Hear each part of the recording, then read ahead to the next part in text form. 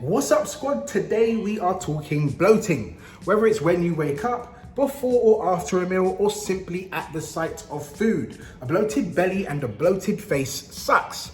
Now, it's important to note, everyone experiences bloating, but for some it's far worse and far more frequent than in others. So, what can we do about bloating? Well, in today's short episode, I'm going to share with you six, not five, tips that you can use to reduce or eliminate bloating. But first, it's time for a touch of gratitude.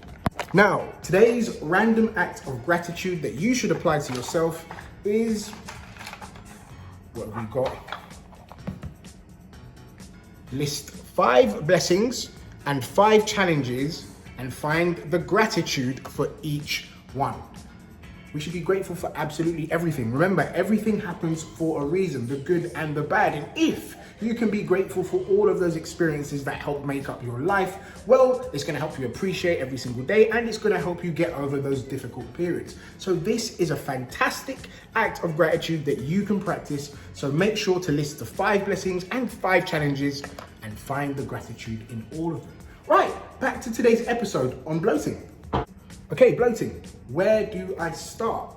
Well, it's rare for bloating to be something serious or uncontrollable. But in the case that you sense there is something more going on, please go and see a medical professional. If you've had bloating for long periods of time, there's pain, or it's changed your appetite, definitely go and get checked out. That being said, the typical belly bloat that leaves us feeling uncomfortable and like a blowfish is definitely beatable and can be reduced or eliminated by trying these 6 tips. Right, are you ready? Let's do this. Tip number 1, eliminate food intolerances and allergies. Now, my friends, this sounds very obvious, but some of us are not even aware that we have intolerances. For example, you could be intolerant to the egg yolk and not the egg white. You could be intolerant to the lactose in milk. You could be intolerant to wheat, gluten, and even fructose. Fructose, which is found in all fruits, found in processed foods, and most likely your favorite snack. So it's important you go and do a food intolerance test, and if you can't do a test, then eliminate some of your foods one by one for a short period of time to see if it improves your bloating. On to tip number 2, manage your fiber intake. Now, we talked about how important fiber is and that it can help you fight stubborn belly fat, visceral fat. That being said, eating too much fiber can cause gas and bloating. You should aim for about 25 to 40 grams of fiber per day and increase this number slowly.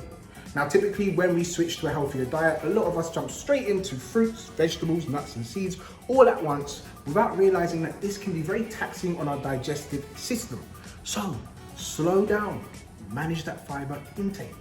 Tip number 3, reduce your sodium intake. Now, sodium can be found in several foods, drinks, water. It's also the main compound in table salt. When you have too much sodium, it can cause high blood pressure, kidney issues, and most notably, water retention. Now, water retention and bloating are 2 different things, but they can have the same feeling, especially if the water retention is around the stomach. So it gets an honorable mention and has made it as tip number 3. On to tip number 4. Try a low FODMAP diet. Now, FODMAP stands for fermentable oligosaccharides, disaccharides, monosaccharides, and polyols. Whew. And this essentially refers to the carbs that are hard to digest and absorb water and ferment in the colon, causing gases to release. Now, several studies have linked FODMAP foods to diarrhea, stomach pain, bloating, and gas. I will put a list of these foods on the screen because this one's tough as they happen to be foods we either love or eat frequently. What you can do is try to eliminate some of these foods one by one for a short period of time and see if it improves your bloating. On to tip number 5. Tip number 5, move your body. That's right, get more active, move daily. Now, this doesn't mean you have to do a tough workout every single day. You could simply go for a walk. Physically moving helps regulate our bowel movements by increasing blood flow and shuffling trapped gas and stool out of the colon. Have you ever been to do some exercise or gone to the gym and all of a sudden needed to go to the toilet, went to the toilet, came back out feeling on top of the world? Well, there you go. You saved yourself from getting bloated. You've already implemented this tip before. It's time for the last tip. Tip number 6. Let's go.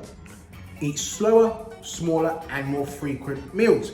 Now, smaller and more frequent meals is not necessarily the key to fat loss and weight loss, like many have touted, but it may be the key to reducing your bloat. You see, when we eat quickly, we're likely to swallow air. When we swallow air, it gets into the digestive tract, and that leads to gas and bloating. In addition, eating larger meals slows down digestion. Slower digestion means slower stomach emptying, and slower stomach emptying can lead to abdominal bloating. So, slow down, eat smaller meals and eat them more frequently. There you have it. Those are my 6 tips to help you fight bloating ASAP. If you've liked this video, remember to give it a thumbs up. Write a comment down below if you have any questions, and also subscribe if you're not yet subscribed. I will see you again for another episode. Peace.